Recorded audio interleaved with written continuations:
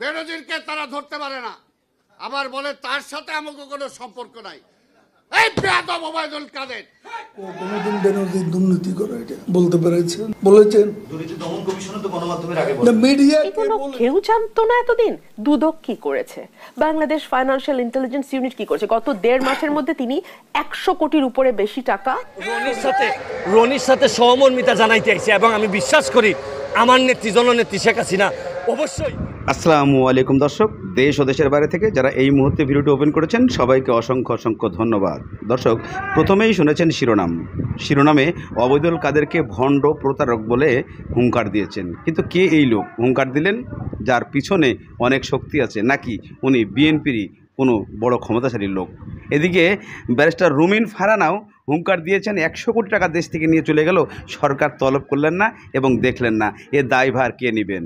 এদিকে ব্যারিস্টার সুমন বলেছেন যে আপনারা দেশে সব কিছু লুট করে খান আর সরকারের বদনাম হোক, আর আপনারা এমপি মন্ত্রীরা বাড়ি গাড়ি বানিয়ে দেশটাকে ধ্বংসের পথে নিচ্ছেন আর মাননীয় প্রধানমন্ত্রীর বদনাম হচ্ছেন। শিরোনামে বর্তমানে এইভাবে বাংলাদেশের ইতিহাসে সব কিছু গড়ে উঠছে বেনজির আহমেদকে নিয়ে। বেনজির আহমেদ আজকে কোথায়, কোন অবস্থায়, যা আজও কেউ জানেন না। অথচ দুদক 6 তারিখে একটা ডেট দিয়েছেন তাকে জরুরিভাবে দেখা করার জন্য এবং তলব করেছেন। কিন্তু আসবেন কি বেনজির আহমেদ, নাকি বেনজির আহমেদ বর্তমানে তুরস্কে অবস্থান করছেন, সেখানেই পড়ে থাকবেন এই 100 কোটি টাকার সম্পদ বাড়ি গাড়ি নিয়ে? নাকি এই ওবায়দুল কাদেরকে এই যে হুঙ্কার দিয়েছেন, এই ক্ষমতা কিভাবে ধরে রাখবেন, এবং এত বড় ক্ষমতায় থেকে উনি কিভাবে এত বড় হুঙ্কার দেন যে বেনজির আহমেদ বর্তমানে যে টাকা পয়সার মালিক হয়ে গেছেন, এটা কখনোই দেখলেন না। আর ওবায়দুল কাদের সাহেব বলছেন যে এর সাথে আমরা সম্পৃক্ত তো না এবং সরকার এটা দায়ভার নেবেন না। তাহলে এই সমস্ত ভণ্ড জালিয়াতি কথা বলার কি প্রয়োজন ছিল? চলুন আমরা ব্যারিস্টার রুমিন ফারহানার কিছু বক্তব্য শুনে আসি, তারপরে বুঝতে পারবো অবশ্যই।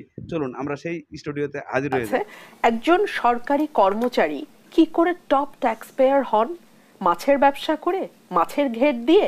একবারও সরকারের এই কথাগুলো মনে হয়নি? সরকার তিনি যখন র্যাবে ছিলেন এবং তিনি যখন পুলিশ বাহিনীর প্রধান হয়েছেন, আইজিপি হয়েছেন, ভয়ঙ্কর ভাবে তাকে ব্যবহার করেছে। কিভাবে ব্যবহার করেছে?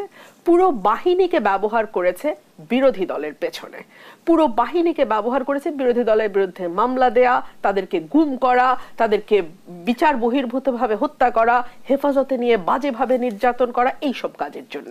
এবং র্যাব এখন আন্তর্জাতিকভাবে খ্যাতি অর্জন করেছে এবং তার নেতৃত্বেই র্যাবের সময় র্যাবের উপরে স্যাংশন এসছে, তার নিজের উপরও স্যাংশন এসছে, এবং তারপরে তাকে আইজিপি করা হয়েছে খুব সম্ভবত পশ্চিমে একটা বার্তা, এবং আরো প্রিসাইসলি বলতে গেলে আমেরিকাকে একটা পরিষ্কার বার্তা দেবার জন্য উই ডোন্ট কেয়ার। তাকে পুলিশের মহাপরিদর্শক করা হলো। এখন আজকে আমরা আলোচনা করছি, লিখছি, একটার পর একটা রিপোর্ট আসছে, রিপোর্টে অবিশ্বাস্য সব জিনিস। একদিন সকালবেলা উনি 4টা ফ্ল্যাট বা খালি ফ্ল্যাট কিনলেন, তিনি 625 বিঘা জায়গার মালিক, তিনি 33টা ব্যাংক অ্যাকাউন্ট মেনটেন করেন, অবিশ্বাস্য সব ব্যাপার স্যাপার। এগুলো কেউ জানতো না এতদিন। দুদক কি করেছে, বাংলাদেশ ফাইন্যান্সিয়াল ইন্টেলিজেন্স ইউনিট কি করেছে? গত 1.5 মাসের মধ্যে তিনি 100 কোটির উপরে বেশি টাকা সরিয়ে ফেলেছেন। কোথায় সরালেন বলেন তো? যদি আপনি কি সত্যি মনে করেন যে তিনি তার বাসার বালিশের নিচে, খাটের নিচে, তোষকের ভেতরে 100 কোটি টাকা রেখেছেন? না, টাকাটা তিনি দেশের বাইরে নিয়েছেন। এবং এই নাড়াঘাটার সময়ে বাংলাদেশে রাষ্ট্রের যে প্রতিষ্ঠানগুলো আছে, সরকারি যে প্রতিষ্ঠানগুলো আছে, তাদের নাকের ডগা দিয়ে তিনি 100 কোটি টাকা দেশের বাইরে নিয়ে গেছেন সরকারের প্রত্যক্ষ সহযোগিতা ছাড়া। ডু ইউ রিয়েলি বিলিভ এটা হওয়া সম্ভব? 1, 2। এদিকে রুমিন ফারহানা যে বক্তব্যে যে কথাগুলো ফাঁস করেছেন, যে কথাগুলো বলেছেন, সে কথাগুলো আসলে কতটা মূল্যবান, যে বাংলাদেশে বর্তমানে এই পরিস্থিতিতে যে সরকারের নাম দিয়ে, সরকারের প্রণাম দিয়ে, সরকারের ক্ষমতা দিয়ে সবাই হাজার হাজার কোটি টাকা নিয়ে চলে গেল, এর কোনো প্রতিবাদ নেই।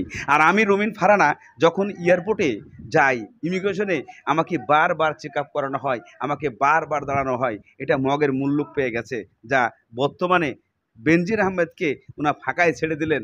আর আমি রুমিন ফারহানা যখন যাচ্ছি তখন আমাকে বারবার আটকিয়ে দেওয়া হচ্ছে। এটাই তাদের রাজনীতি, এটাই তাদের নিয়ম, এবং এভাবেই তারা দেশটাকে পরিণত করছে। মানে বর্তমানে যে দেশে কখনো কোনো কারণে দলের বাইরে কোনো লোককে কোনো কারণেই কোনো অবস্থায় তাকে স্বস্তিতে বসবাস করতে দিচ্ছেন না। আর এর গজব বর্তমানে আপনারা দেখতে পাচ্ছেন একটার পর একটা আসতেই আছে।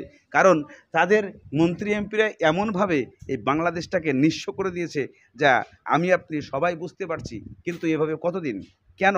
রুমিন ফারহানার এই কথাগুলো কতটুকু যুক্তি আছে, এবং এই যুক্তিতে, এই যুক্তিসঙ্গত কথায় পারবেন কি রুমিন ফারহানা যে বর্তমানের যে বক্তব্য দিয়েছেন বিএনপির আরেকজন নেতা, বিশেষ করে ওবায়দুল কাদের সাহেবকে এমন ধোয়া ধুইলেন, যার প্রতি উত্তরে কি বলবেন ওবায়দুল সাহেব, যা এর কথার ওয়েট এতটা বেশি ছিল যে কথাগুলা আমি আপনি শুনলে অটোমেটিক আপনার আমার শরীরের লোম দাঁড়িয়ে যেতে পারে।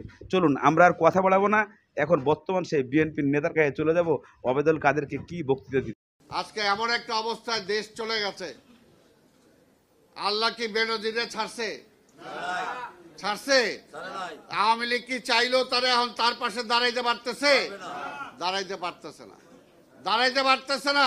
দেখে আল্লাহ কখন যে কার বিরুদ্ধে কোন মাইট তৈরি করে রাখছে একমাত্র উনিই জানেন, একমাত্র উনিই জানেন। আরে এত টাকা পয়সা, এত অগাধ সম্পত্তি অবৈধভাবে কামাইছে, আজকে দুনিয়ায় বেঁচে থাকা অবস্থায় এই সম্পদ তার একটা বোঝা হয়ে গেছে। বোঝা হয়ে গেছে না?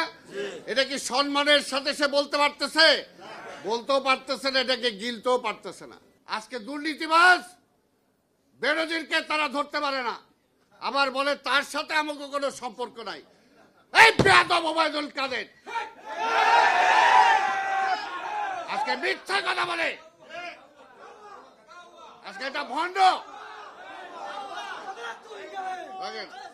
আজকে এটা ভণ্ড, আজকে তার নেত্রী হলো ভণ্ড, নির্লজ্জ, বেহায়া, লাজ্জা শরম না। আজকে কথায় কথায় যখনই দেশ চালাইতে পারে না তখনই বলে তারেককে আনতেছি। আর এবার তারেক কি করছো? তারেক কি করছে? নিজে যে দেশ চালাইতে পারে না, হাজার হাজার কোটি টাকা লুটপাট হয়ে যেতেছে, ব্যাংকগুলো খালি হয়ে যেতেছে। এই পরশুদিনও দেখলাম ইসলামী ব্যাংকের বোল্টের থেকে সোনা চুরি হয়ে গেছে। চুরি হয়ে গেছে, কারা করছে? এটাও কইব তারেক, এইটাও বিএনপি। কয়েকদিন আগে ঝড় আইছিল, দিনের ভিতর প্রমাণ করে ছাড়ছে যে এই সহজ.com তারা 2 লাখ টাকা ফাইন করছে কনজিউমার অ্যাসোসিয়েশন, ও প্রমাণ করে ছাড়ছে। এরপরে আর কি প্রমাণ লাগে? রনির এই ঘটনার পরে আপনারা কি ভাবতেছেন 2 লাখ টাকা ফাইন করলেই রনি ঠান্ডা হয়ে যাবে?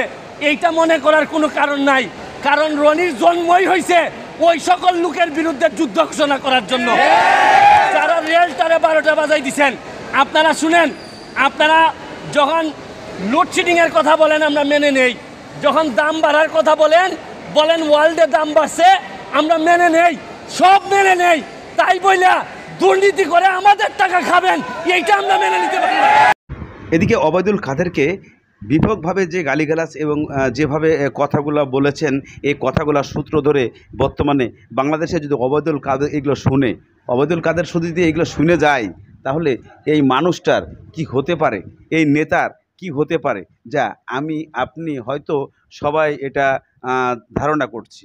কেননা এর মন্তব্য, মূল যে ধারণাগুলো, একজন মানুষকে অনলাইন মাধ্যমে এসে এইভাবে গালিগালাজ দেওয়া, এটা টোটালেও ঠিক নয়। কেননা আমরা মূলত একজন আরেকজনের সাথে রাজনীতি জড়িত আছি, এটাই বাস্তবতা।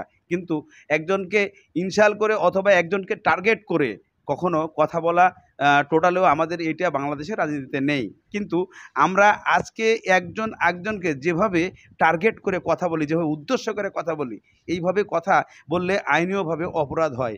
এটাকে ডিজিটাল মামলায় যদি পরিণত করা যায়, তাহলে হয়তোবা সেই লোকটি অবশ্যই 24 ঘন্টার মধ্যে অ্যারেস্ট হতে পারে। কিন্তু আদৌ কি এটা সম্ভব? নাকি সম্ভব নয়? এদিকে ব্যারিস্টার সুমন বলেছেন যে এই দুর্নীতি ভরা বাংলাদেশে শুধু একজন কখনোই কন্ট্রোল করতে পারেন না।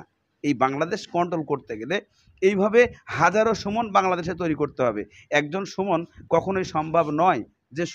যে এই দেশটাকে আমরা কন্ট্রোল করে নিব, কন্ট্রোল করাটা সম্ভব নয়। তবে এইভাবে হাজারো সুমন যদি কন্ট্রোল হয়ে থাকেন তাহলে হয়তোবা আমরা এটা কন্ট্রোল করতে পারবো, তাছাড়া কন্ট্রোল করতে পারবো না। এই কন্ট্রোলের অভাবে আজকে আমাদের বাংলাদেশে দুর্নীতি বেড়ে গেছে, আর এই দুর্নীতির অভাব পূরণ কখনোই হবে না। দর্শক, আজকের মতো এখানেই ভিডিওটা শেষ করছি। ভালো থাকুন, সুস্থ থাকুন, দেখা হবে।